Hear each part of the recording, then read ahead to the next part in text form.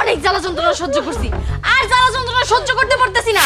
এত জ্বালা যন্ত্রণা সহ্য করে এই বাড়ি থেকে টেকা যায় নাকি? আপনার জ্বালা এই বাড়িতে শান্তি মতো নিঃশ্বাস নিতে পারি না। এই বাড়িতে কেন পড়ে আছেন? হ্যাঁ, আপনার ছেলে তো ঠিক মতো টাকা পয়সা পাঠায় না। আপনারা কই আপনি শুনেন না? আপনারা কি বসায় বসায় খাওয়া এই বাড়িতে? বৌমা, এটা তুমি কি কইতাছো?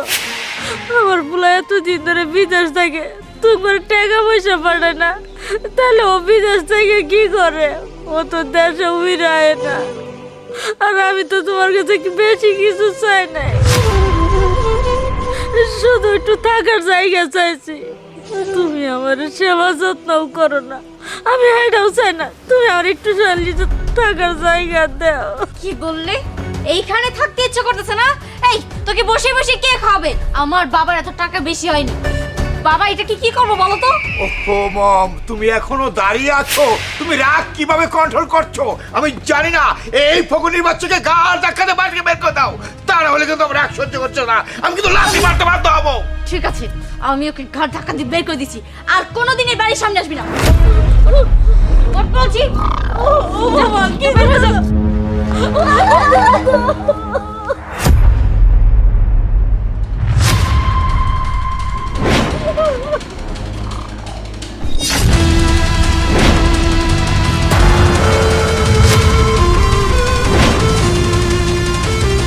কবিতা,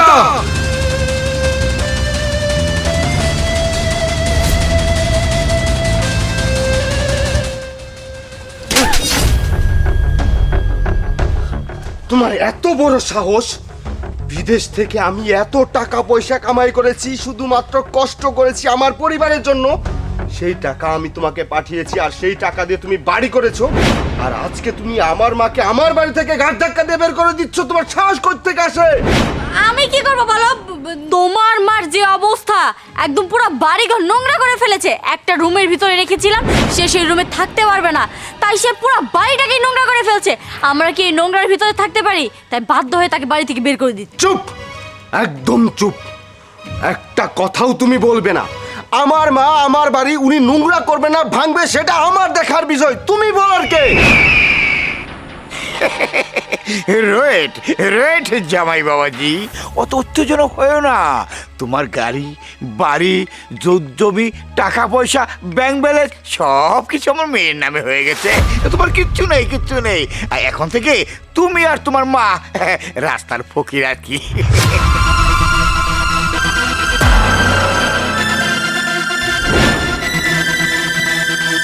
কবিতা, আমার শ্বশুর এটা কি বলছে? আব্বা যেটা বলছে এটা কি ঠিক? কি বলতে চাচ্ছে বুঝতে পারছো না? আমি তোমাকে বুঝিয়ে বলছি। এই যে এতদিন বিদেশ থেকে তুমি কষ্ট করে যে টাকা পাঠিয়েছো, সম্পূর্ণ টাকা আমার অ্যাকাউন্টে। আর এই যে বাড়িটা দেখছো, এই বাড়িটা তোমার নামে ছিল, কিন্তু এখন আর নেই। এখন এই বাড়িটা আমি আমার নামে করে নিয়েছি। তোমার অ্যাকাউন্টে না এখন 1 পয়সাও নেই। তার মানে কি দাঁড়ালো? তুমি এখন রাস্তার ফকির। বুঝতে পেরেছো? তার মানে তুমি আমার সাথে প্রতারণা করেছো? এত বছর বিদেশ থেকে আমি মাথার গাম পায়ে ফেলে যে সমস্ত অর্থ সম্পদ আমি ইনকাম করেছি, সব কিছু তুমি হাতিয়ে নিয়েছো, নিজের নামে করে নিয়েছো। ঠিক আছে, তুমি যদি এটা করেই থাকো, তোমার ভুলের শাস্তি আমি তোমাকে দেব। আমি এখনই থানায় যাব, তোমার নামে মামলা করব, প্রতারণার মামলা। ভয় পেয়েছি, আমি খুব ভয় পেয়েছি। বিশ্বাস করো, পুলিশ আসবে, আমাকে ধরে নিয়ে যাবে। আহা, কত ভয়! কিন্তু আমি কি করেছি দেখবে? এটা তো শুধু এতক্ষণ ট্রেইলার দেখলে, পিকচার তো আমি বাকি হে। অফিসার,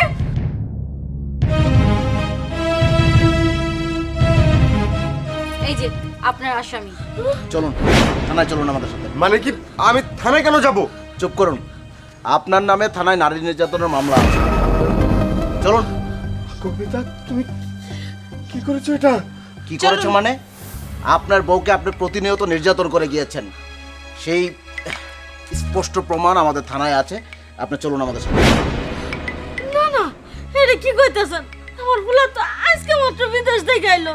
হ্যাঁ, আপনার ছেলে এতদিন বিদেশ ছিল, আপনার ছেলে এখানে স্ত্রীর প্রতি নির্যাতন করে বিদেশে গা ঢাকা দিয়ে রয়েছে। আপনি চলুন, কথা না বাড়িয়ে চলুন, আর চলুন।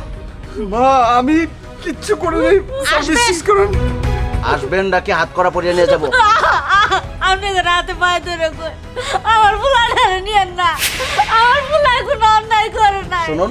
যা করার আমার পুতের বউ আমি বুঝতে পেরেছি, যা করার আদালতে করবে। চলুন আপনি, আসুন। না না চলুন। না, এই আসুন। আমার ফুলা আসুন আপনি।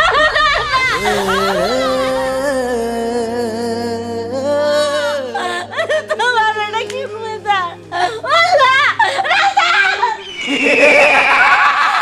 বাবা বিষয়টা তাহলে কি দাঁড়ালো? বিষয়টা দাঁড়ালো মামুনি, ওই সাপও মরলো, লাঠিও ভাঙলো না।